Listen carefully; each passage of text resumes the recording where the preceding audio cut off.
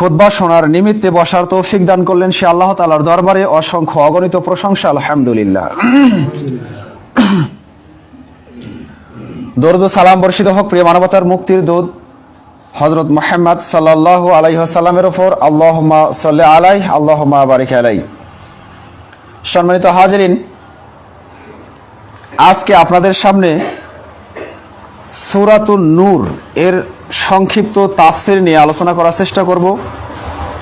আল্লাহ রাব্বুল আলামিন আমাকে সূরাতুন নূরের তাফসীর নিয়ে আপনাদের সামনে সুন্দরভাবে আলোচনা করার তৌফিক দান করুক। ওয়া মা তাওফিকি ইল্লা বিল্লাহ, আলাইহি তাওয়াক্কালতু ওয়া ইলাইহি উনীব।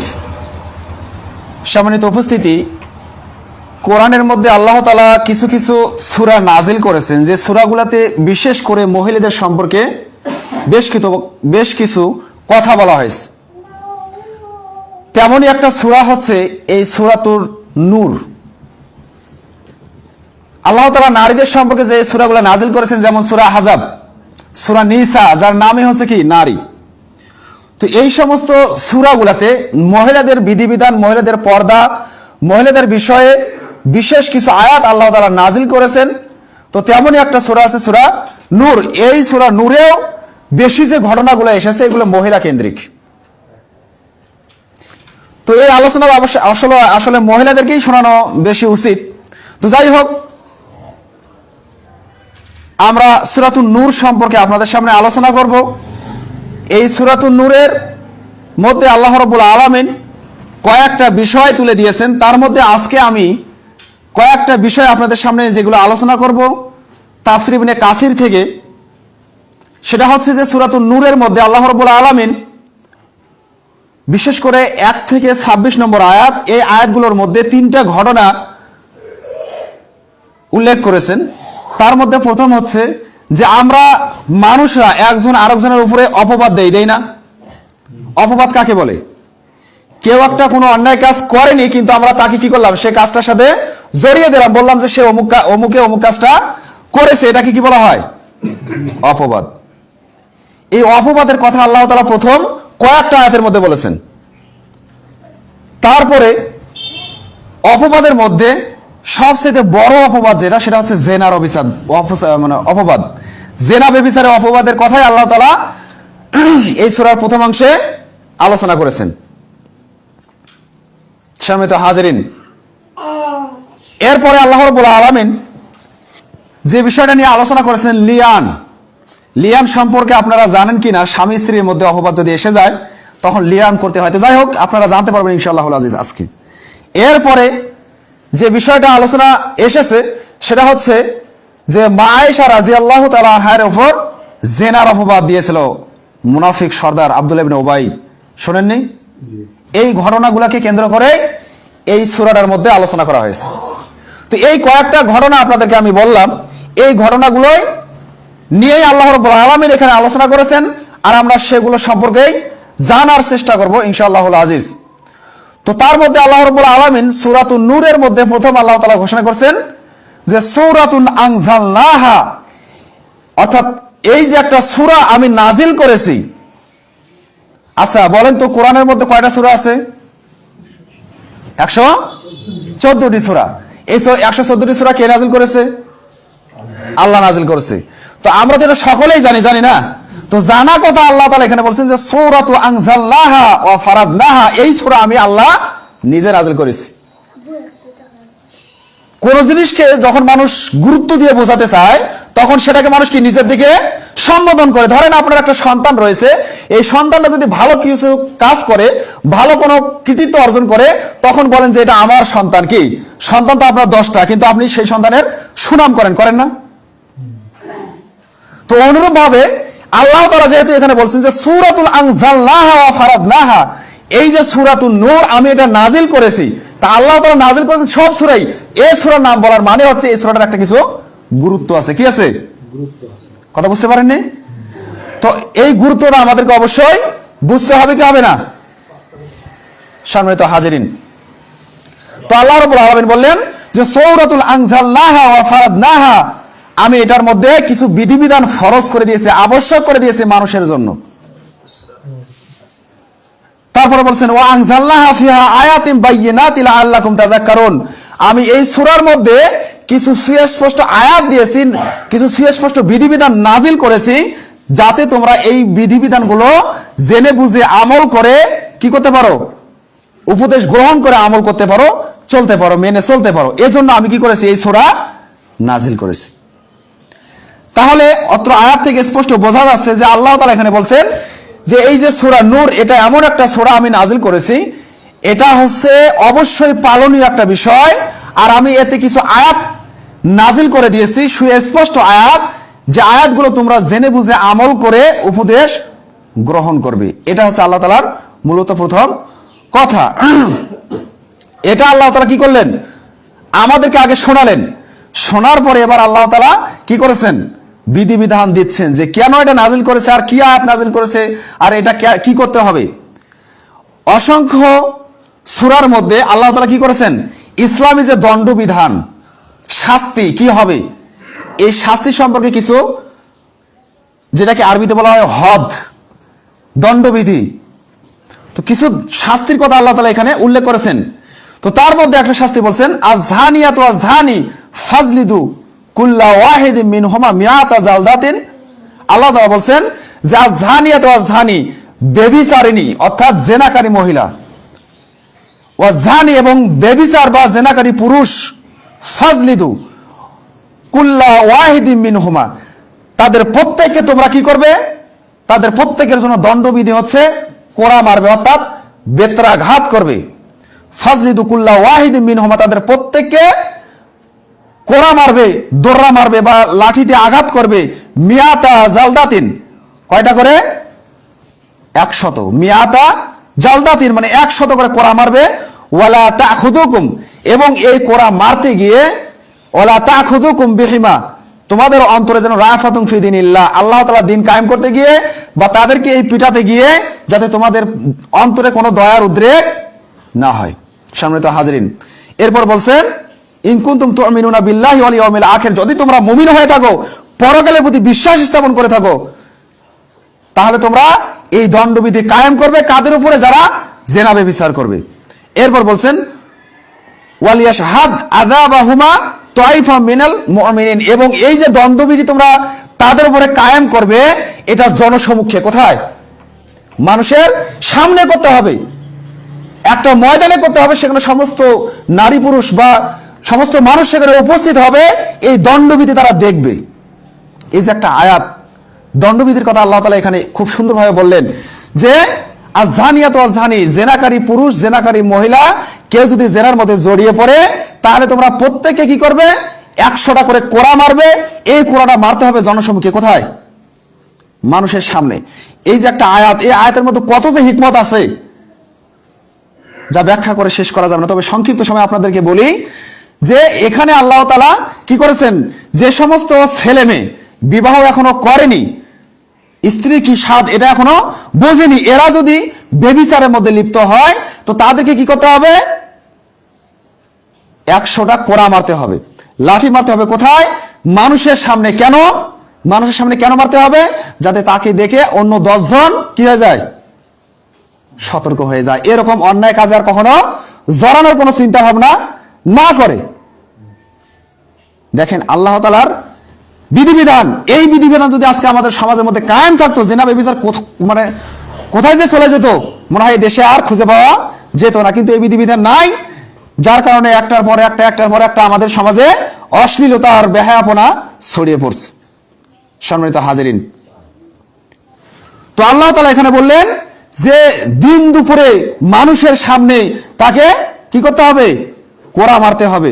কাকে, যেই সমস্ত ছেলে মেয়ে ব্যভিচারে লিপ্ত হবে, ব্যভিচারে যারা লিপ্ত হবে তাদেরকে কোড়া মারতে হবে।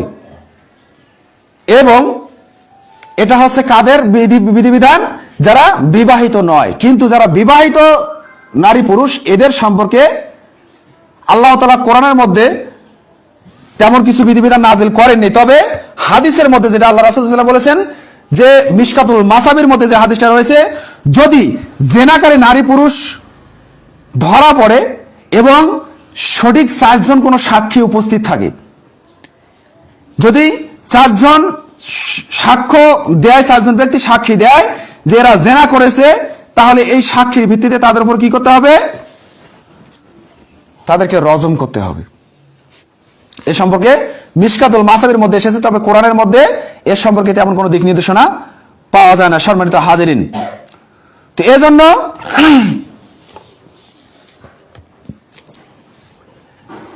এই যে আয়াতটা বলছিলাম, তো আমরা জানলাম যে জেনা বেবিচারকারী ছেলে মেয়েদের উপরে 100 লাঠি পিটা করতে হয়, আর যদি বিবাহিত কোনো নারী পুরুষ এই বেবিচারে লিপ্ত হয় তাহলে তার পৃথিবীতে বেঁচে থাকার কোনো অধিকার নেই। এর আগে আমি যেদিন জেনা নিয়ে আলোচনা করেছিলাম সেদিন হয়তো আবার সুন্দরভাবে বলেছিলাম। তো আজকে আমি সে পাশে যাচ্ছি না, আজকে শুধুমাত্র এই আয়াতগুলো তাফসীর করার চেষ্টা করবো ইনশাআল্লাহুল আজিজ। সম্মানিত হাজিরিন, তো এই আয়াতের মধ্যে আল্লাহ তাআলা বললেন যে এই যে দণ্ডবিধি তোমরা কায়েম করবে, করতে গিয়ে তোমাদের অন্তরে যেন তাদের প্রতি কোনো দয়া পরবশ না হয়। কত কঠিন কথা বলেন তো। মানুষ হিসাবে একজন যদি একজনকে কি করে মারে, কেউ যদি কাউকে মারতে দেখে তো একটু কি তার অন্তরে দয়া হয় না? প্রত্যেকের অন্তরে দয়া হয়। কিন্তু আল্লাহ তাআলা বলতেছেন যদি তুমি পরকালে বিশ্বাস করো আর যদি তুমি মুমিন হও, তাহলে এই সমস্ত অপরাধে যারা জড়িয়ে পড়ে এদেরকে মারতে গিয়ে যাতে তোমার অন্তরে কোনো দয়ার উদ্রেক না হয়। এটা কত বড় হুমকি বলেন তো। তার মানে যে আল্লাহ তাআলার বিধিবিধান পালন করতে গিয়ে আপনাকে কখনো কি দয়া দেখানো যাবে না। যদিও দয়া দেখাতে হবে অন্য জায়গায়, কিন্তু এই জায়গায় দয়া চলবে না। এজন্য আপনারা বলেন যে আব্দুর রাজ্জাক বিন ইউসুফ খুব কঠিন ভাষায় কথা বলে, কেন বলে? এই যে সমাজের মধ্যে যত বেবিচার, যত বেলাল্লাহপনা চলছে, এই সমস্তকে দূর করার জন্য এরকম কঠোর ভাষায় একজন লোক দরকার।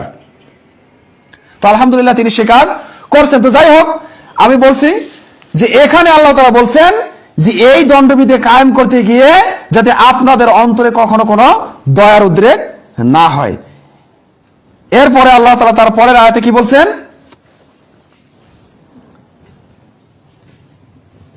যে আযহানি লা ইয়ানকুহু ইল্লা জানিয়া, বলছেন বেবিচারী কোন নারী, বেবিচারী কোন পুরুষ, বেবিচারী কোন ছেলে, খারাপ কোন ছেলে, দুশ্চরিত্র কোন ছেলে, ইল্লা জানিয়াতা আও মুশরিকা, সে বেবিচার মেয়ে ছাড়া, বেবিচার মহিলা ছাড়া বা মুশরিকদের মেয়ে ছাড়া কখনো কাউকে পছন্দ করে না।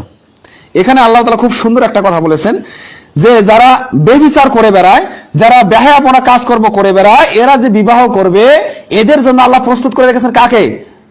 ওর চরিত্রের আলোকে যারা বেবিচার ছেলে, বেবিচার মেয়ে অথবা মুশরিকের মেয়ে, এদের সাথে আল্লাহ তাআলা তাদের বিবাহের ব্যবস্থা করে দেয়। তার মানে আপনি যদি খারাপ চরিত্রে হন, আপনার স্ত্রীও কি হবে? খারাপ চরিত্রে মিলবে। কোরআন থেকে এটা বোঝা যাচ্ছে। আল্লাহ তাআলা বলছেন যে আযহানি লা ইয়ানকিহু, জেনাকারী, বেবিচারকারী বা খারাপ মানুষ, লা ইয়ানকিহু বিবাহ করতে পারে না, ইল্লা তাকে ছাড়া, জানিয়াতা যে জেনা করেছে তাকে ছাড়া, আও মুশরিকা অথবা মুশরিকদের মেয়েদের ছাড়া। এর উল্টাও আল্লাহ তাআলা বলেছেন ওয়া জানিয়াতু, কোন বেবিচারী নারী, কোন বেবিচারী মহিলা, কোন বেবিচারী মেয়ে, লা ইয়ানকিহুহা সে বিবাহ করতে পারে না, ইল্লা ওই সমস্ত ব্যক্তি ছাড়া, জানি যারা জেনা করেছে, বেবিচার করেছে, আও মুশরিক অথবা মুশরিকদের ছাড়া। সম্মানিত হাজিরিন, তো এখান থেকে যারা মুফাসসিরে কেরাম এরা অনেকে অনেক কথা বলেছেন। কেউ বলেছেন যে এটা আল্লাহ তাআলা তাদের জন্য এভাবেই রেখেছেন, কেউ বলেছেন না এটা আল্লাহ তাআলা সাধারণভাবে উল্লেখ করেছেন যে দেখবেন যারা দুশ্চরিত্রের ছেলে এরা পর্দাশীল মেয়েদেরকে পছন্দ করে না, তার মানে এরা দুশ্চরিত্র মেয়েদেরকেই পছন্দ বেশি করে। কি কথা বুঝেন নাই?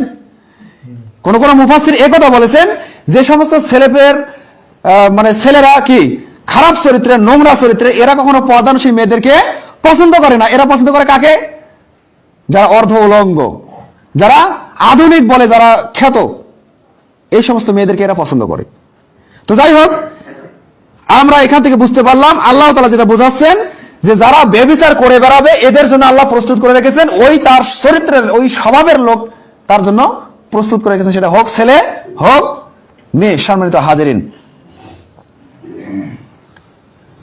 তারপর আল্লাহ তাআলা বলছেন ওয়া হুররিমা, আমি হারাম করে দিয়েছি, জালিকা ওই সমস্ত ব্যক্তিদের জন্য, আলাল মুমিনিন মুমিনদের জন্য, অর্থাৎ এই দুশ্চরিত্র লোকদের জন্য, মুমিনদেরকে আল্লাহ তাআলা হারাম করে দিয়েছেন। কখনো আল্লাহ তাআলা তাদের ভাগ্যে মুমিনা মেয়ে বা মুমিনা পুরুষ কখনো দিবে না। কাদেরকে দিবে না? যার চরিত্র খারাপ। তাদেরকে কখনো আল্লাহ তাআলা সৎ চরিত্র, কখনো মুমিন মেয়ে আল্লাহ তাআলা দান করবেন না। অতএব আমাদের ছেলেদের অনেকেরই আকাঙ্ক্ষা, আমি তো কি হয় হোক, আমার মেয়েটা যদি কি হয়, সুন্দরী হয়। এটা কখনো সম্ভব নয়। আগে আসলিহু, নিজেকে সংশোধন করতে হবে, আগে আমাকে সংশোধন করতে হবে, তারপরে আমি কি করব, আবার ভালো স্ত্রী নেওয়ার খোঁজার চেষ্টা করবো, তাহলে আল্লাহ তাআলা দিতে পারে। হ্যাঁ, আমি আগে অন্যায় কাজ করেছি, পাপ করেছি, এরপর যদি আমি কি করি, ফাইন তাবু, আমি যদি তওবা করি, ও আসলিহু, নিজেকে যদি সংশোধন করি, আর জীবনে আমি খারাপ কাজের সাথে জড়িত না হই, তাহলে আল্লাহ তাআলা আপনার তওবার কারণে আপনাকে দিতে পারেন। কিন্তু আপনি এখনো অসৎ চরিত্রের মধ্যেই আছেন, আর আপনি আপনার বিবাহের সময় আপনি খুঁজতেছেন সৎ চরিত্রবান পর্দাশীল মেয়ে, এটা কখনোই সম্ভব নয়। আল্লাহ তাআলা স্পষ্ট ঘোষণা করতেছেন যে হুররিমা, আমি হারাম করে দিয়েছি তাদের জন্য মুমিনা মেয়েদের, মানে মুমিন, তারা মুমিন মুমিনাতে কাউকে পাবে না, কারা, যারা নিজেরা খারাপ চরিত্র। অতএব ভালো চরিত্রের মেয়ে বা ভালো চরিত্রের স্বামী যদি আমরা পেতে চাই, অবশ্যই আমাদেরকে নিজেকে আগে ভালো হতে হবে। সম্মানিত হাজিরিন, এরপরে আল্লাহ রাব্বুল আলামিন বলেন, ওয়াল্লাযীনা ইয়ারমুনাল মুহসানাত সুম্মা লাম ইয়াতাবু বিআরবাআতিন। আল্লাহ তাআলা এরপর ঘোষণা করেছেন, ওয়াল্লাযীনা, যারা ইয়ারমুনা, অপবাদ দেয়, কি করে, কুৎসারণনা করে, মুহসানাত, মুমিন নারীদের উপরে, মুমিন কোন পুরুষের উপরে, মুমিন কোন মেয়েদের উপরে, সুম্মা লাম, অতঃপর তারা, ইয়াতু, আনতে পারে না, বিআরবাআতিন শুহাদা, 4 জন সাক্ষী, ফাজলিদুহুম সামানিনা, ওই সমস্ত ব্যক্তিদেরকে তোমরা কি করো, 80টা করে কোড়া মারো, 80টা বেতের আঘাত মারো, জালদাতা ওয়ালা তাকবালু লাহুম। আল্লাহ তাআলা এখানে খুব সুন্দর আর একটা দণ্ডবিধি এবার উপস্থাপন করলেন। যেই সমস্ত ব্যক্তিরা মানুষের নামে অপবাদ দেয়, কি দেয়, কুৎসারণনা করে, মন্দ কথা বলে, মানুষের সম্পর্কে মন্দ ধারণা করে, মানুষের জনসমক্ষে একজনের বিরুদ্ধে গীবত রটনা করে বেড়ায়, কুৎসারণনা করে বেড়ায়, এই সমস্ত ব্যক্তিদের সম্পর্কে আল্লাহ তাআলা এবার হদের আয়াত নাজিল করলেন। কি বলছেন, যে আল্লাযীনা ইয়ারমুনাল মুহসানাত, যারা কোন সৎ নেককার পরেজগার মানুষের উপরে জেনার ব্যভিচারের অপবাদ আরোপ করে, তাদেরকে আপনি বলুন যে আপনি যে তার বিরুদ্ধে অপবাদ দিলেন, এবার আপনি আপনার পক্ষে 4 জন সাক্ষী উপস্থিত করেন। অর্থাৎ একজন লোক যদি বলে যে অমুক মহিলা জেনা করেছে, ব্যভিচার করেছে, এখন আল্লাহ তাআলার হুকুম কি, তাকে 4 জন সাক্ষী নিয়ে আসতে হবে, যে 4 জন ব্যক্তি তাকে দেখেছে যে ওই মহিলা এই কাজটা করেছে। যদি সে এই 4 জন সাক্ষী উপস্থিত করতে পারে, তাহলে ওই লোকটা কথা সত্য এবং ওই লোকটা বেঁচে যাবে। আর যদি সে 4 জন সাক্ষী উপস্থিত করতে না পারে, তাহলে ওই লোকের উপরে এবার আল্লাহ তাআলা দণ্ডবিধি কায়েম করেছেন। কি কায়েম করেছেন, যে আল্লাযীনা ইয়ারমুনাল মুহসানাতি সুম্মা লাম ইয়াতু, যখন সে 4 জন সাক্ষী উপস্থিত করতে পারবে না, তখন তোমরা কি করো, ফাজলিদুহুম, তাকে তোমরা কোড়া মারো, আঘাত করো, সামানিনা, 80টা বেতের আঘাত, জালদাতান। দেখছেন, একটা ব্যক্তির বিপক্ষে আপনি একটা অপবাদ দিয়েছেন, এই অপবাদের কারণে আপনাকে 80টা লাঠিপিটা খেতে হবে। আর আজকে আমরা কি করতেছি, একজন আরেকজনের কি সম্পর্কে কত যে বেবিচারে আমরা অপবাদ দেই, তার কোনো ইয়ত্তা নাই। যদি এটা ইসলামী রাষ্ট্র হতো, তাহলে আপনি 80টা লাঠি পিঠা খাওয়ার উপযুক্ত হতেন। তাহলে এটা কত বড় অন্যায় বলেন তো। তাহলে কারো উপরে এরকম কোন অপবাদ দেওয়া কোশ্চিনকালেও সম্ভব না, এটা আমরা বুঝি না, যার কারণে আমরা এটা করে বেড়াই। তাহলে কেউ কারো প্রতি আমরা কি করব না, কখনো অপবাদ দিতে যাব না। অপবাদ দিতে গেলে 4 জন সাক্ষী লাগবে। সে অপবাদটা কিসের, ব্যভিচারের, জেনার। আমরা যদি একজনে আরেকজনকার স্ত্রীর সম্পর্কে এরকম খারাপ কোনো কথা বলি, তাহলে আমাদেরকে কি করতে হবে, 4 জন সাক্ষী। এখন আপনি বলবেন যে এটা কেমন কথা, একজন খারাপ চরিত্রের মানুষ অন্যায় কাজ করলো, আমি দেখলাম আর আমি বলতে পারবো না, কি এরকম প্রশ্ন আপনাদের অন্তরে আছে না? কিন্তু এটার ক্ষেত্রে আল্লাহ তাআলা এটা করেছেন, এটা অনেক কারণেই করেছেন। হতে পারে আপনি একজন এটা বলতেছেন, আপনার কথার মধ্যে সত্যতাও থাকতে পারে, মিথ্যতাও থাকতে পারে, আপনি তার সাথে হিংসা বা তার সাথে আপনার কোনো খারাপ সম্পর্ক রয়েছে, আপনি কি করতে পারেন, তার নামে মিথ্যা কুৎসা রটনা করতে পারেন। এ কারণেই আল্লাহ তাআলা এটা করেছেন। আর একজন মানুষের সবচেয়ে বড় একটা জিনিস, সেটা হচ্ছে কি, তার সম্মান, ইজ্জত। আর এই অপবাদের নামে কি হয়, তার ইজ্জতের সম্মানহানি হয় না। এই ইজ্জত যাতে তার টিকিয়ে থাকে, এই টিকিয়ে রাখার জন্যই আল্লাহ তাআলা এটা করেছেন। এজন্যই কোন পর নারীর কোন অন্য কারো স্ত্রীর আপনারা কখনো এরকম কুৎসা রটাতে যাইয়েন না। যদি আপনার এই শাস্তি দুনিয়াতে না হয়, পরকালে আপনার উপরে শাস্তি প্রয়োগ হবেই হবে, আপনি হিসাব করুন। তাহলে এখন আমার করণীয় কি? যদিও আমি একাই দেখি, যদি 4 জন সাক্ষী উপস্থিত করতে না পারি, আমাকে চুপ থাকতে হবে। কি করতে হবে? কাউকে বলা যাবে না। সম্মানিত হাজিরিন, এবার দেখেন, তারপরে আল্লাহ তাআলা বলছেন, তবে এখানে আল্লাহ তাআলা আর একটা কথা বলেছেন যে আল্লাযিনা ইয়ারমুনাল মুহসানাত, যারা মুমিনা নারীদের উপরে কি করে? মুমিনা নারীদের উপরে এই অপবাদটা দেয়। এখন যারা মুমিন সতী নারী, এরা তো কখনো এগুলো ধারে না। এখন তারপরেও কেউ যদি একজন তার বিপক্ষে সাক্ষী দেয়, তাহলে তার সাক্ষীটা গ্রহণ করা হবে না। তবে যদি খারাপ চরিত্রের মেয়ে হয়, সেটা কথা ভিন্ন, সেটার কথা আল্লাহ তাআলা এখানে উল্লেখ করেনি। এখানে আল্লাহ তাআলা মুমিনা মেয়েদের কথা, মহিলাদের কথা বলেছেন। যারা মুমিন মুমিনা সৎ চরিত্রবান পরহেজগার পর্দাশীল মহিলা, এরা কখনো